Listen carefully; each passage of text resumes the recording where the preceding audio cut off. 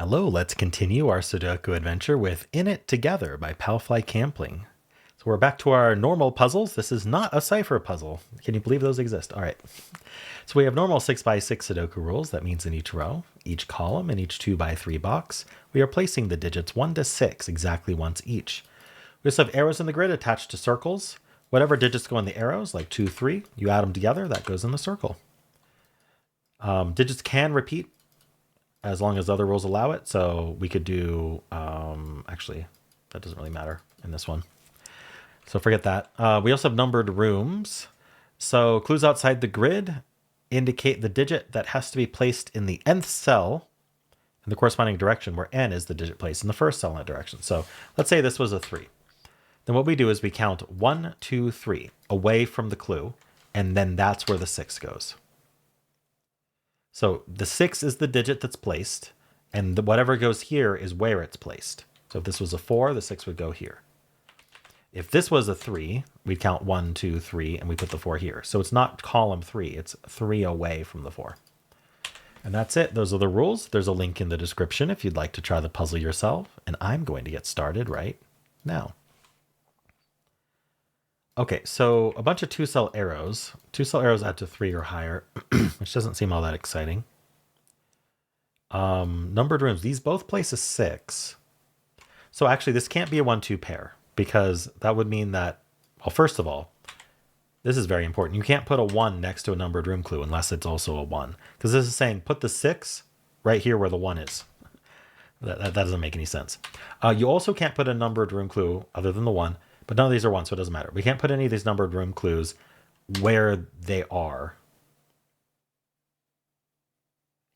Yes, where they are. So we can't put the 6 away, because then this would also have to be a 6 in order to say the 6 is 6 away, right?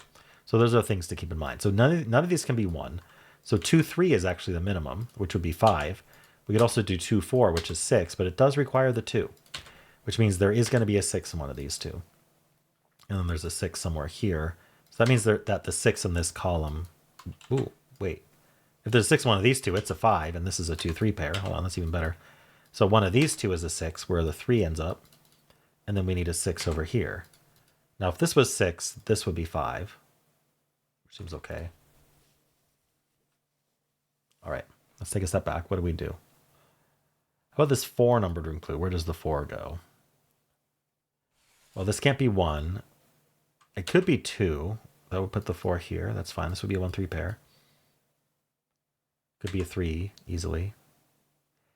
We can't put itself here, right? That would say 4 goes here. That doesn't make any sense.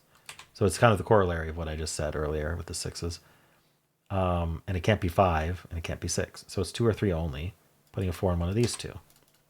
That places the 4 in this box here. So these are 1, 2, 3, 6. So these are just 1, 2, 3. Ah, that limits this sum here, because we have to use something from 4, 5, 6. Now we can't use 2 digits from 4, 5, 6. That would add to 9 minimum. So we need a digit from 1, 2, 3 and a digit from 4, 5, 6. I'm just doing. I don't think it has to be this or this. Like it could be 4, 5, 6, 1, 2, 3. But the point is that we're never going to use the 6. And we're never going to use the 3, because it would be 3 plus 4. So we're 1 or a 2 adding to a 4 or a 5, giving us a 5 or a 6 here. And so we can fill the rest of that out. So the 3 actually ends up over here, because the other 1, 2, 3 is in here, but not the 3, right? It's kind of a virtual triple. And that means this is the 4, 5, 6. Now I placed a 5 or a 6 here. I noticed there's a 5 clue here. So if this was 5, this would have to be 4, and that doesn't work. So this is actually 6, and that's 6. And so then this has to be either 1, 5 or 2, 4. Unfortunately, we don't know which one. 5 was more restrictive. Is this restricted now? I'm not sure. Can we do 4, 1, 3 pair? Don't see why not. Huh. This is a 1, 6 pair. So we know this is 1, 5, 6. Oops. We know this is 1, 5, 6. And we know this is 2, 3, 4. Well, we can't put a 2 here. If this was a 3, this would be a 1, 2 pair. These are from 1, 2, 3 only. This is very small. And it must contain the 1. 2 plus 3 is 5. That doesn't work. I have a 4 clue here. It goes in 1, 2, or 3. Well, it's certainly not going in 1. I missed this 4 clue for so long.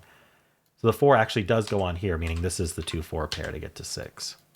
That makes this a 3, which makes that a 4 and that a 2. All right, that resolves itself. That's 1. Up here we get the 3 and the 2.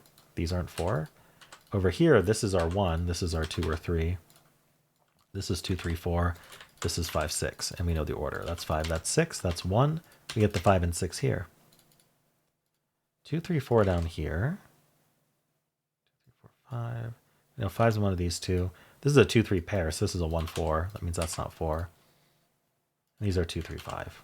Okay. If this was 5, this would also have to be 5, right? Can't do that, so that places the 5. Oh, this is just a 2, which puts the 5 there. That's easy. That's 3 and 2. That's 6, 1, 6, and 5. We get our 4. That's 1 plus 3. We get the 2 and the 4, 3 and 2. This row is, that's 1, that's 4, that's 1. These two digits are 3 and 4. That's 3, that's 4. We're done. All right, nice puzzle, Palfly. That was neat, the interactions here. I especially like the opening in box 1 here.